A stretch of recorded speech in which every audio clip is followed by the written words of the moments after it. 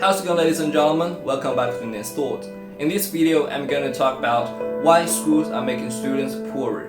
Before we get started, please smash the like button and beat the YouTube algorithm, therefore more people can watch this video. I really appreciate your support. Alright, let's get started. The first reason is the school fees are extremely expensive. Since right now I'm studying NTU, and the NTU school fees is around 90,000 Singapore dollar per semester.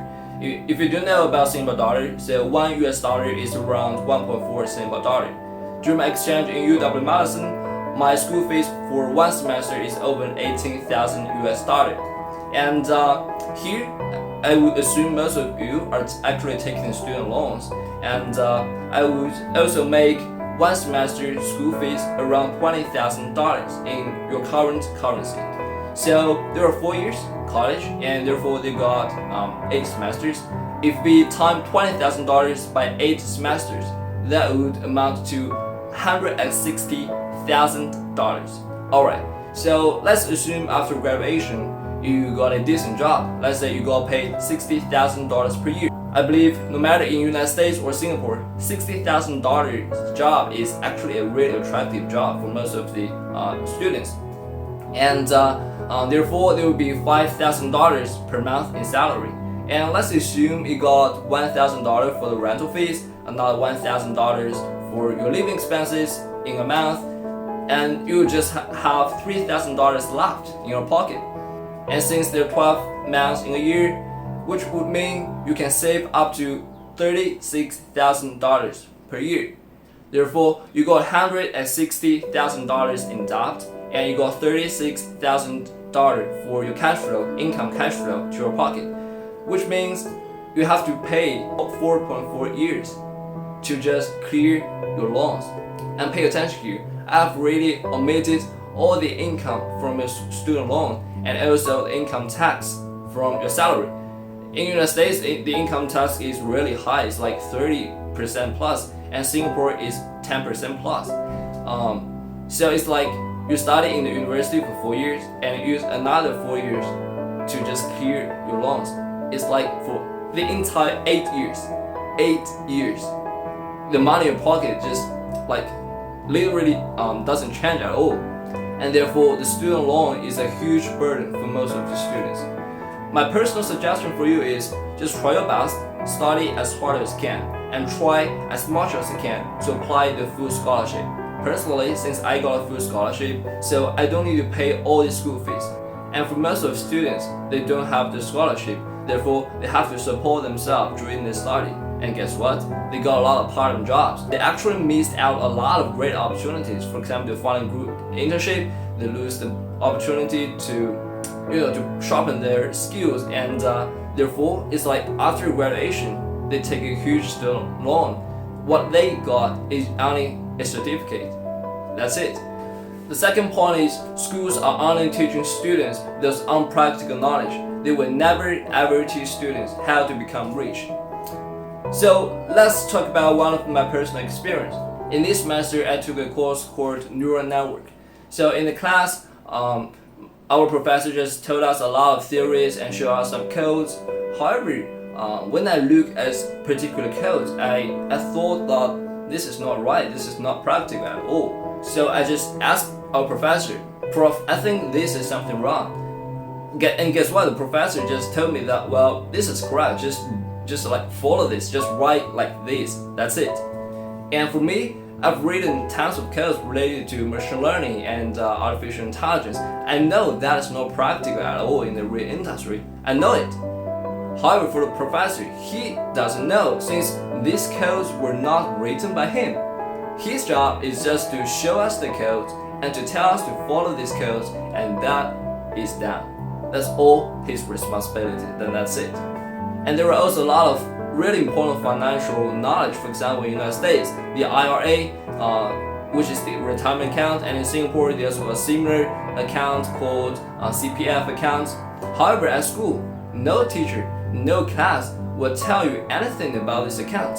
However, these things are super important. Schools is just like a factory. They're making tons of students for the middle class. And guess what?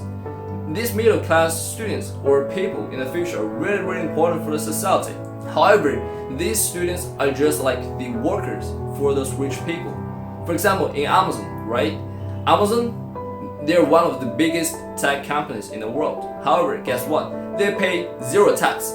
Zero tax. However, for most of Amazon employees, most of the income, like 40 or even 50% of the income, will contribute to the government, to the tax. However, guess what? The boss of Amazon, Jeff Bezos, he just doesn't care. It's like all the employees of Amazon, they're working super hard, they earn the salary and pay like 40 to 50% of the salary to the government. And guess what? The Amazon, the stock price is just skyrocketing. And Jeff Bezos, he's happy, like he's a billionaire, he just doesn't care. So it's like those employees of Amazon, they are made by the schools. Those are the things that schools are making, and to support this society. Schools are making students who are loyal to the company, loyal to the employer, loyal to the society, loyal to the country. However, they are the victims. They are sacrificing themselves, they are sacrificing their efforts, time. They just earn a little money compared to the boss and contribute most of their earnings to the government. That's it. And that's the reality. And therefore, schools are actually making students getting poor. Alright, the third point is schools are making students to obey the commands. They're not really encouraging students to innovate, to create something new. And there are a lot of examples here. For example, Bill Gates, Steve Jobs, Mark Zuckerberg, they didn't finish the college, right? But they still become a billionaire. However, the millions of students from school, they cannot become the billionaire. And in a very large extent, it's just simply because they have really got used to the routine. They got used to those commands. And here's one of my personal experience.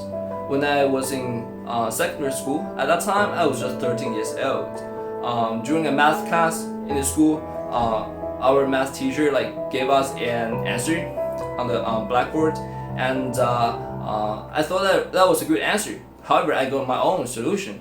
So I told my teacher that, well, actually I got another solution, and let me show you. And when I talked about it, then my teacher just interrupt me. Well, Nian, just sit down, alright? This is not what we're going to talk in this class. And that is wrong. After that class, actually I talked with my teacher, and later on she realized that she was wrong. My solution was correct. At that time I was quite disappointed, to be honest. I was quite disappointed to the the education system. I just think the professors, teachers should really encourage students to create something new, right? You cannot just force them to learn something, or just to follow those answers in books or those so-called standard solutions. That's not right. In real life, nothing's standard. Nothing will follow those chapters in textbooks. No way. Alright, I think I have already talked a lot. I'm not saying going to school is wrong. In fact, I mean at school as well. Actually, going to school also got a lot of advantages. I think the most important thing is they prevent you from being a fool. Just like these days, Donald Trump, he's always saying that the Chinese are taking jobs from the United States. They're the theft. They're stealing all the intellectual properties from the United States. We are now making it clear to China that after years of targeting our industries and stealing our intellectual property, the theft of American jobs and wealth has come to an end. However, this is not right. This is a totally hoax. My American friends, let me tell you, alright? So China is not stealing jobs from the United States. They're making millions and millions of jobs for American citizens. That is the truth. If there is no China, millions of Americans will lose their jobs.